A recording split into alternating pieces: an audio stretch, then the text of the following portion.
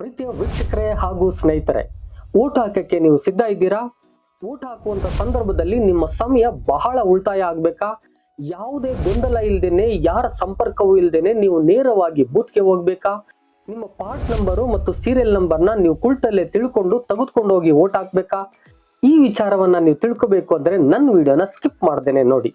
ಪ್ರೀತಿಯ ವೀಕ್ಷಕರೇ, ಎಲೆಕ್ಷನ್ ಕಾವು ಅಂತಕ್ಕಂಥದ್ದು ಭಾರತದಾದ್ಯಂತ ಬಹುತೇಕವಾಗಿ ರಂಗೇರಿದೆ.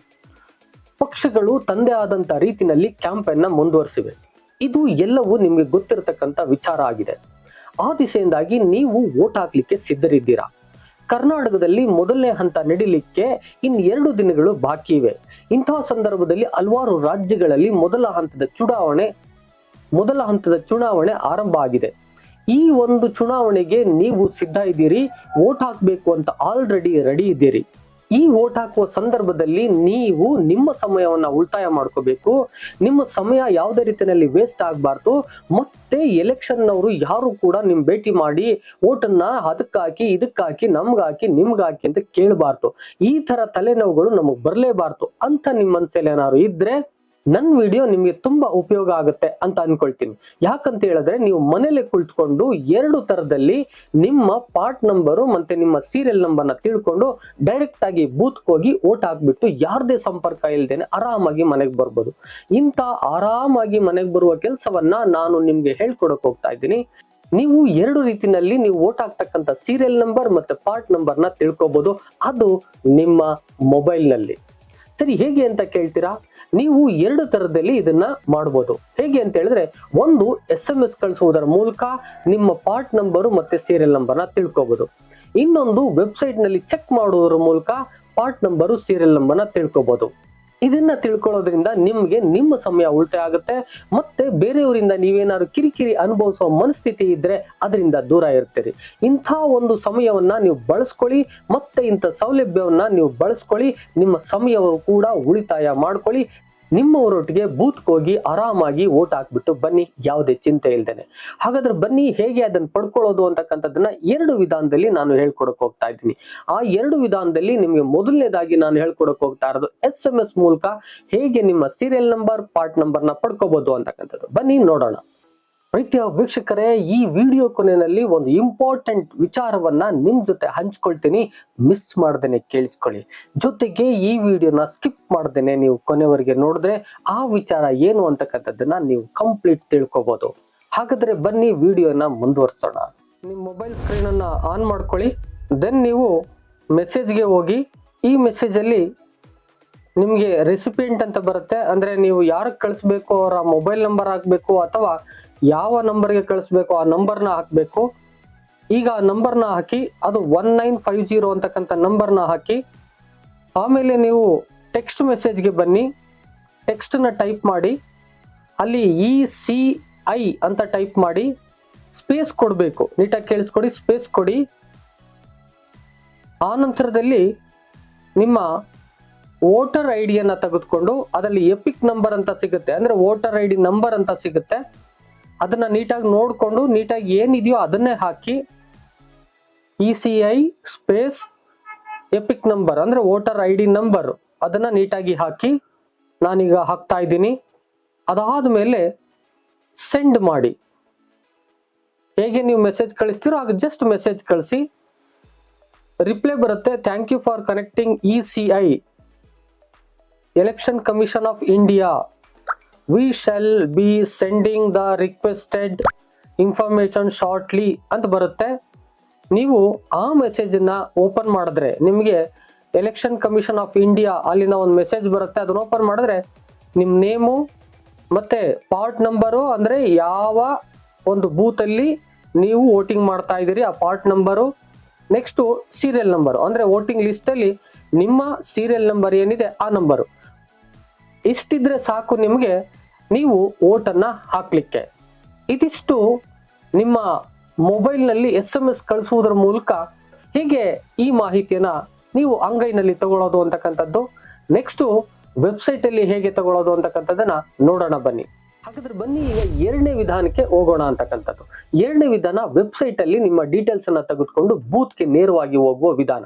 ಪ್ರೀತಿಯ ವೀಕ್ಷಕರೇ, ನೀವು ನಿಮ್ಮ ಲ್ಯಾಪ್ಟಾಪ್ ಆರ್ ಮೊಬೈಲ್ ನಲ್ಲಿ ಯಾವ್ದಾದ್ರು ಒಂದು ಬ್ರೌಸಿಂಗ್ ಗೆ ಹೋಗಿ, ಗೂಗಲ್ ಕ್ರೋಮ್ ಎಲ್ಲರ ಹತ್ರ ಇರುತ್ತೆ, ಆ ಗೂಗಲ್ ಕ್ರೋಮ್ ಬ್ರೌಸಿಂಗ್ ಗೆ ಹೋಗಿ, ಅಲ್ಲಿ ಹೋಗಿ ಟೈಪ್ ಮಾಡಿ ಎಲೆಕ್ಟ್ರಲ್ ಸರ್ಚ್ .eci.gov.in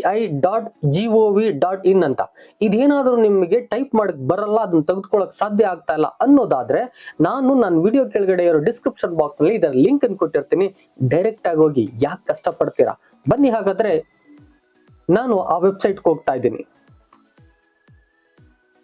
ಇಲ್ಲಿ ನೋಡಿ ಬಂದಿದೆ eci.gov.in ಅಂತ. ಇದರಲ್ಲಿ ಬಂದಿದೆ http ಎಲೆಕ್ಟ್ರಲ್ ಸರ್ಚ್.eci ಅಂತಕ್ಕಂಥ ಒಂದು ವೆಬ್ಸೈಟ್ ಅನ್ನ ನಾನೀಗ ಓಪನ್ ಮಾಡ್ಕೊಳ್ತಾ ಇದ್ದೀನಿ. ಬನ್ನಿ. ಹೀಗೆ ಒಂದು ಪೇಜ್ ಓಪನ್ ಆಗುತ್ತೆ. ವೋಟರ್ ಸರ್ವಿಸ್ ಪೋರ್ಟಲ್ ಅಂತ, ಸರ್ಚ್ ಇನ್ ಎಲೆಕ್ಟ್ರಲ್ ರೋಲ್ ಅಂತಿದೆ. ಹಾಗಾದ್ರೆ ಇಲ್ಲಿ ಮೊದಲನೇ ಡೀಟೇಲ್ಸ್, ಇಲ್ಲಿ ಎಡಭಾಗದಲ್ಲಿ ಎಪಿಕ್ ನಂಬರ್ ಅಂತ ಕೇಳುತ್ತೆ. ಎಪಿಕ್ ನಂಬರ್ ಅಂದ್ರೆ ಮತ್ತೇನು ಅಲ್ಲ, ನಿಮ್ಮ ವೋಟರ್ ID ಕಾರ್ಡ್ ನಲ್ಲಿ ಒಂದು ಮುಖ್ಯವಾದ ನಂಬರ್ ಇರ್ತದೆ. ಅದು ಆಲ್ಫಾಬೆಟ್ ಮತ್ತೆ ನಂಬರ್ ಎರಡನ್ನು ಕೂಡಿರ್ತದೆ. ಅದನ್ನ ಎಪಿಕ್ ನಂಬರ್ ಅಂತ ಕರಿತೀವಿ. ಅದನ್ನ ನೀವು ನೀಟಾಗಿ ಗೊತ್ತು ಮಾಡ್ಕೊಳ್ಳಿ. ಗೊತ್ತು ಮಾಡ್ಕೊಂಡು ಆದ್ಮೇಲೆ ನೀವು ಆ ಎಪಿಕ್ ನಂಬರ್ ನ ಇಲ್ಲಿ ಎಂಟ್ರಿ ಮಾಡಿ, ಎಡಗಡೆ ಎಪಿಕ್ ನಂಬರ್ ಅನ್ನೋ ಕಡೆ ಎಂಟ್ರಿ ಮಾಡಿ. ನಾನು ಕೂಡ ಎಂಟ್ರಿ ಮಾಡ್ತಾ ಇದ್ದೀನಿ. ಇನ್ನು ಬಲಗಡೆಗೆ ಬಂದು ಸೆಲೆಕ್ಟ್ ಸ್ಟೇಟ್ ಅಂತಿದೆ. ಸ್ಟೇಟ್ ಅನ್ನ ಸೆಲೆಕ್ಟ್ ಮಾಡಿ, ನೀವು ಯಾವ ರಾಜ್ಯದವರು ಆ ರಾಜ್ಯವನ್ನ ಸೆಲೆಕ್ಟ್ ಮಾಡಿ. ಕರ್ನಾಟಕದಿಂದ ನಾನು ಕರ್ನಾಟಕ ಅಂತ ಸೆಲೆಕ್ಟ್ ಮಾಡ್ತಾ ಇದ್ದೀನಿ. ಮಧ್ಯದಲ್ಲಿ ಸೆಲೆಕ್ಟ್ ಲ್ಯಾಂಗ್ವೇಜ್ ಅಂತಿದೆ. ನಿಮ್ಗೆ ಯಾವ ಲ್ಯಾಂಗ್ವೇಜ್ ಕಂಫರ್ಟಬಲ್, ಓದ್ಲಿಕ್ಕೆ ನೋಡ್ಲಿಕ್ಕೆ ಬೇಕಾಗುತ್ತೆ ಅದನ್ನ ಸೆಲೆಕ್ಟ್ ಮಾಡ್ಕೋಬಹುದು. ಅಸ್ಸಾಮಿ, ಬೆಂಗಾಲಿ, ಕೊಂಕಣಿ, ಗುಜರಾತ್, ಹೀಗೆ ಕನ್ನಡನೂ ಕೂಡ ಇದೆ, ತೆಲುಗು ಕೂಡ ಇದೆ. ಸರಿ, ಹೀಗೆ ಒಂದಷ್ಟು ರಾಜ್ಯಗಳ ಭಾಷೆ ಇದೆ. ಅದರಂತೆ ನೀವು ನಿಮ್ಮ ಲ್ಯಾಂಗ್ವೇಜ್ ಅನ್ನ ಸೆಲೆಕ್ಟ್ ಮಾಡ್ಕೋಬಹುದು. ನಾನು ಕನ್ನಡವನ್ನ ಸೆಲೆಕ್ಟ್ ಮಾಡ್ತಾ ಇದ್ದೀನಿ.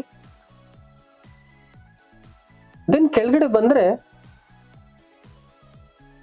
ಬಂದ್ರೆ ನಿಮ್ಗೆ ಕ್ಯಾಪ್ಚೆ ಅಂತ ಇದೆ, ಇಲ್ಲಿ ಕಾಣಿಸುತ್ತೆ ನೋಡಿ ಗ್ರೀನ್ ಕಲರ್ ಅಲ್ಲಿ. ಆ ಕ್ಯಾಪ್ಚೆನ ಹೇಗಿದೆಯೋ ಹಾಗೆ ಎಂಟ್ರಿ ಮಾಡಿ.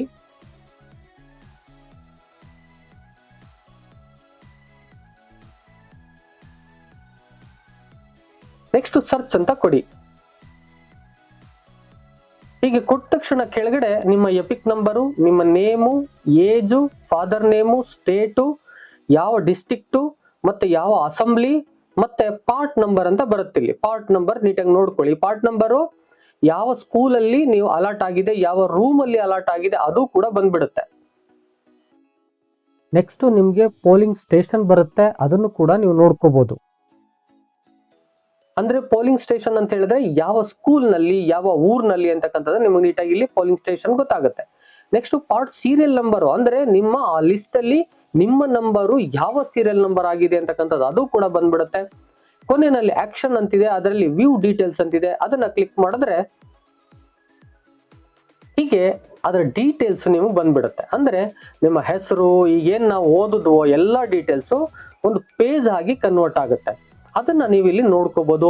ಅದನ್ನ ನೀವು ಪ್ರಿಂಟು ಕೂಡ ತಗೋಬಹುದು. ಕೆಳಗಡೆ ಮುದ್ರಣ ಮಾಹಿತಿ ಪ್ರಿಂಟ್ ಅಂತಿದೆ, ಇದನ್ನು ಕ್ಲಿಕ್ ಮಾಡಿದ್ರೆ ಪೇಜ್ ಡೌನ್ಲೋಡ್ ಆಗುತ್ತೆ. ಅದನ್ನ ಓಪನ್ ಮಾಡ್ಕೊಂಡು ನೀವು ಪ್ರಿಂಟ್ ತಗೋಬಹುದು. ಹೀಗೆ ವೋಟರ್ ಇನ್ಫಾರ್ಮೇಶನ್ ಅಂತಕ್ಕಂಥ ಡೀಟೇಲ್ಸ್ ನಿಮ್ಮ ಅಂಗೈಯಲ್ಲಿ ಸಿಗುತ್ತೆ.